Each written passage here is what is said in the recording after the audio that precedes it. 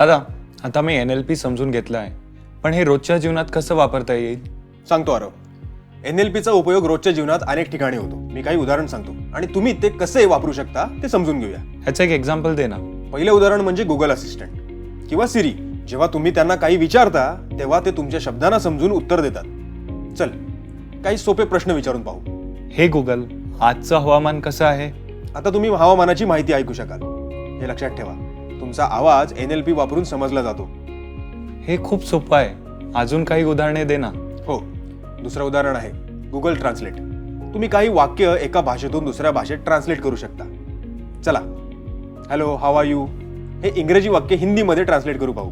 मी हे ट्राय करतो. Hey Google, how are you, please translate this into Hindi. वाचायला मिळालं? नमस्ते, आप कैसे है? तुम्ही कधीही एखादं वाक्य इतर भाषेत ट्रान्सलेट करू शकता. हे खूप कामाचं आहे. अजून काय? तुम्ही टेक्स्ट टू स्पीच वापरून एखादा मजकूर वाचून ऐकू शकता. तुम्ही गुगल असिस्टंटला सांगू शकता, हे गुगल, माझ्या मेलमध्ये नवीन ईमेल आहे का? वाह, त्यामुळे मी कामावर असताना एकाच वेळी अनेक गोष्टी करू शकतो. 100%. मला आता गुगल असिस्टंट कुठे कुठे मदत करेल आणि कसं करेल ह्याच्याबद्दल चांगलंच समजलेलं आहे. थँक्यू. येस. हे गुगल,